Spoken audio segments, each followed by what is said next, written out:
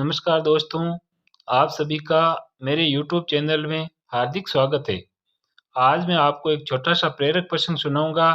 प्रेरक प्रसंग का शीर्षक है माँ की ममता। एक छोटे से कस्बे में समीर नाम का एक लड़का रहता था। बचपन में ही पिता की मृत्यु हो जाने के कारण परिवार की आर्थिक स्थिति बड़ी दयनीय थी। समीर की माँ कुछ पढ़ी-लिखी ज़रूर थी, लेकिन उतनी पढ़ाई से नौकरी कहाँ मिलने वाली थी। सो घर-घर बर्तन मांजकर सिलाई और बुनाई का काम करके किसी तरह अपने बच्चों को पढ़ा-लिखा रही थी।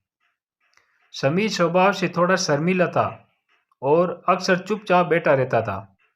एक दिन जब वो स्कूल से लौटा तो उसके हाथ में एक लिफाफा था। उसने माँ को लिफाफा पकड़ाते हुए कहा, माँ, मास्टर साहब ने तुम्हारे लिए ये चिट्ठी भेजी है। जरा देखो तो इसमें क्या लिखा है। माँ ने मन ही मन चिट्ठी पढ़ी और मुस्कुराकर बोली, बेटा, इसमें लिखा है कि आपका बेटा काफ़ी होशियार है। इस स्कूल के बाकी बच्चों की तुलना में इसका दिमाग बहुत तेज है और हमारे पास इसे पढ़ाने लायक शिक्षक नहीं है, इसलिए कल से आप इसे किसी और स्कूल में भेजें।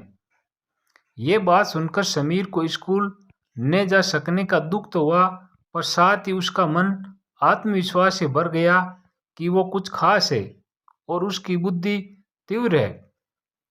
माँ ने उसका दाखिला एक अन्य स्कूल में करा दिया। समय बीतने लगा। समीर ने खूब मेहनत से पढ़ाई की।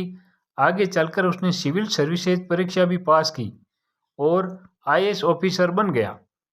समीर की माँ अब बूढ़ी हो चुकी थी और कई दिनों से बीमार भी चल रही थी। एक दिन अचानक उनकी मृत्यु हो गई। समीर के लिए यह बहुत बड़ा आघात था।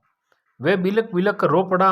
उसे समझ नहीं आ रहा था कि अब अपनी माँ के बिना वो कैसे जिएगा। रोते रोते ही उसने माँ की पुरानी अलमारी खोली और हाथ में उनकी माला, चश्मा और अन्य वस्तुएं लेकर चूमने लगा। उस अलमारी में समीर के पुराने खिलौने और बचपन के कपड़े तक संभाल कर रखे हुए थे। समीर एक एक कर सारी चीजें निकालने लगा और तभी उसकी नज़र एक पुरानी चिट्ठी पर पड़ी। दरअसल यह वही चिट्ठी थी जो मास्टर साहब ने उसे 18 साल पहले दी थी।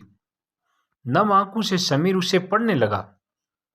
आदरणीय अभिभावक, आपको बताते हुए हमें अफसोस हो रहा है कि आपका बेटा समीर पढ़ाई में बेहद कमज़ोर है और खेल कूद में भी भाग नहीं लेता है। जान पड़ता है कि उम्र के हिसाब से समीर की बुद्धि विकसित नहीं हो पाई है, अतः हम इसे अपने विद्यालय में पढ़ाने में असमर्थ है। आपसे निवेदन है कि समीर का दाखिला किसी मंदबुद्धि विद्यालय में कराएं अथवा खुद घर पर रखकर इसे पढ़ाएं। सादर, प्रिंसिपल। समीर जानता था कि भले ही अब उसकी माँ इस दुनिया में नहीं रही, पर वो जहाँ भी रहे उनकी ममता, उनका आशीर्वाद सदा उस पर बना रहेगा। दोस्तों, रुडयार्ड किपलिंग ने कहा है, God could not be everywhere and therefore he made mothers. भगवान सभी जगह नहीं हो सकते, इसलिए उसने माएँ बनाई। माँ से बढ़कर त्याग और तपस्या की मूर्त भला और कौन हो सकता है। हम पढ़ लिख लें, बड़े होकर कुछ बन जाएं, इसके लिए वो चुपचाप ना जाने कितनी कुर्बानियाँ देती है। अपनी ज़रूरतें मारकर हमारे शौक़ पूरा करती है। यहाँ तक कि संतान बुरा व्यवहार करे तो भी माँ उसका भला ही सोचती है। सचमुच माँ जैसा कोई नहीं हो सकता।